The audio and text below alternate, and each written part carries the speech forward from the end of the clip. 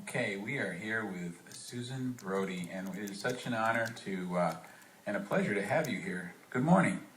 Good morning and good afternoon in New York. Where I am, it's still morning, but thank you for having me. It's our pleasure. You were just giving me a thumbnail sketch of the weather there. Interesting in Sedona. Yes, yeah, we live in high desert, so we get 4 seasons. So yesterday we had a snowstorm, and I was saying today it's sunny and beautiful with all the snow frozen on all the trees and everything, so it's quite picturesque here. We don't suffer. Nice. So let's introduce ourselves to you and to the listeners, anybody who's just tuning in. I'm Sean McLaughlin. Dr. Ray Working. Dave Liebig. Ulysses Daramus. And we have our buddy Ryan Smith. Yes, hello. All of us are here. So we're excited about this film. It looks like a great film, and thank you so much for joining us. Well, thank you for having me. It's a very powerful film. Bullied to Silence is a documentary that will be released early 2012. And basically what we are doing that no other documentary is doing is we are focusing exclusively on words, how hateful, hurtful words and cyberbullying really are killing. We have youth throughout the world, not just in our country, but throughout the world, who have taken their lives as a result of the words that have been directed toward them. I've never, and before we move on, I have to punch up your credentials because you have what I always like to refer to as a blue chip curriculum vitae.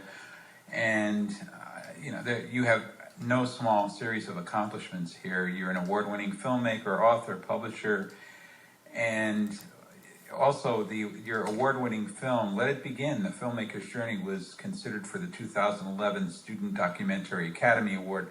And that may be verbiage for the average person, but that's quite an accomplishment. Well, thank you. I appreciate that. And I have to actually mention that our director, Tammy Pivnik, was the director on that film as well. I was the producer on that film, and it was through Tammy's vision to go back to film school and to really take this on as a career, to extend our company, Purple People, into filmmaking and to allow our message to get out there through another medium besides the books that I was writing. So thank you for mentioning that. No, it was my pleasure. I love your title. Hey, whoever comes up with your graphic arts and your titles reminds me of someone I spent 22 years with. Dog Eats Hat Productions / Purple People Incorporated. It does not get any better than that. You want the background on that? I surely do. Okay, well, Purple People is a company that I started up about 12, 13 years ago. We promote equality amongst all humans, respect for all living creatures. And Dog Eats Hat came because when Tammy edits, and Tammy's the editor on Bullied to Silence as well as the director, when she was editing Let It Begin, A Filmmaker's Journey, we had her hat, which was like a baseball cap, sitting on the counter next to her, and our dog at the time ate the rim of the hat, hence the production company named Dog Eats Hat. So, yeah. That's one of the best anecdotes I've ever heard. Yeah. When I went over, and I'll be honest with you, I didn't actually get the printout of this because of my lack of technological savvy until this morning, and I've just been, taking ownership of it. This is a program that should be required reading everywhere in this country. Words kill, be the change, no more bullied to silence. This portrays all the horrific things that has happened. It allows people to tell their stories, but you do so much more, and we're going to go over the 4 parts of this. But this is not a downbeat piece at all. It's a call to action. Yes, absolutely. We did want to come out with the film, and the reason why we came to the conclusion to do this film to begin with is because bullying is such an important topic worldwide, not just within our country, but worldwide. While we were doing the production on the other film, we were seeing so many youth take their lives that we just felt that we could not stand by and not do something about it. But one of the things as documentarians that we have discovered is it's wonderful to go sit in a movie theater, enjoy yourself, or take the topic on in that moment, in that 90 minutes, in that period of time. And then you get up from the theater, you leave, and although you have every great intention of going forward with doing something positive, it just doesn't happen.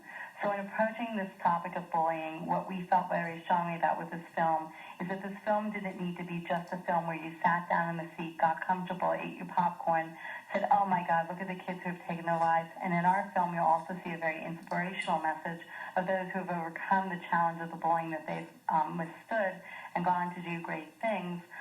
But then you stand up and you leave, and what we wanted was you took something and you did something in that moment. So what we are doing is we are saying that this film is actually more than just a film. It's more than a feature documentary. It's really a movement. So while in your seat, you can make the decision. You can join us and say, I will be the change. We're basically quoting Gandhi, who said, be the change we wish to see in the world. And so we are saying, be the change. Each one of us can be the change. We can be the change by changing the language that we use toward each other. We can change the language of others when we hear it and not accept it. We can change cyberbullying by even things such as Facebook. And some of my friends will tell you that sometimes they wish they weren't my friends on Facebook because I will call them on it. Like, excuse me, what did you just say? I don't care if that person's your friend. We don't use that language because we never know how it's impacting the person. And so that's what our goal was with this film and with this movement, is basically to change the face of bullying through the language that we each use. I want to move on to go back to that in a second, but the word movement jumps right off the literature here, and the Gandhi quote is priceless. I mean, one of my mantras is, a number of them are Gandhi quotes: be the change you wish to see in the world.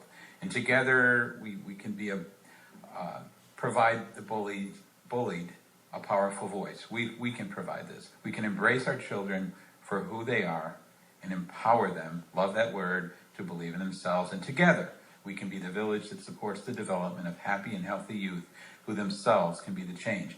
This could be, again, these could be empty words, but it's the antithesis of that. You take these words, and I've always said to Ulysses, I hate the phrase mission statement, but if there were a mission statement, this would probably be it. Only yours is alive and living and not dead in some cemetery. Yes, and it was actually born from the fact that many of the youth who have been bullied are, in fact, unfortunately, in cemeteries. And so we want to make a positive from the negative and turn it into something that we can all do. Overcome the challenge and be inspirational in providing a change. Be action-oriented. Well, you do something, you achieve a dichotomy that I think is very hard to do in this. It's a dark topic, kids taking their own lives, but it's one that has to be dealt with. But you find a way, the other half of the dichotomy, to make it positive because of all the things that you have been discussing. But let's go back to this discussion we had about words. The N-word was in the trailer, and I know you were having an off-air conversation with Sean, and you were glad that it was actually there, and for reasons that I want to talk about. We talked about how words that used to destroy us as kids, now we will use in a kidding manner, in a lighthearted manner with ourselves. And I mentioned Queer Spirit Camp being so popular, and that some kids involved with that don't like the term Queer Spirit Camp. And you mentioned the N-word being okay among African Americans, among themselves, even though this would never be the case outside of the inner circle. So speak to that, if you would, Susan. Well, I don't think it's ever okay for any of us to denigrate any other person, whether we're in the class of individuals or not. Let me just interrupt you if you don't mind. You're sounding a little bit sort of staticky, and I don't know if you're near a speaker or something like that, but if you are, just... A phone, but yeah, I'm hearing that too. Okay. I think it's better? cleared up. I think, yeah, it was just kind of sounding weird, but I think you sound better. Okay. Sorry for interrupting. No worries. So the issue is that even if we are part of the LGBT group, and we are referring to a friend of ours who is also part of the LGBT group, and we say, you know what, that's queer, you're a fag, you're a dyke, whatever, it's not acceptable. And what happens is, as we allow ourselves to use language toward each other in these manners that are unloving and are hateful, you never know how it's being impactful of the other person who is hearing it. What is it doing to them? What is it doing to their psyche? Frequently amongst friends, we'll call each other a bitch. And that is something that we do in a situation in which we think, oh, we're friends, that's okay. In the situation in the trailer with the woman, Bridget Pettis, who is just recently retired WNBA coach of the Phoenix Mercury basketball team, she was called nigger. And she refers to it. In her statements in the film, she's a very powerful person who's involved with the film. And one of the things that we've discussed since is amongst the African-American population, you may find youth and or others calling each other that word because they feel it's okay and acceptable. But the reality is it really is not acceptable. And that's part of our whole mission statement. Well, actually, it's not a mission statement. You put that on my brain now.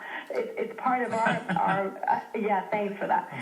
It's part of our entire purpose to change that so that we all think before we speak. Because as we speak the words, we never know how they're being, received by the other.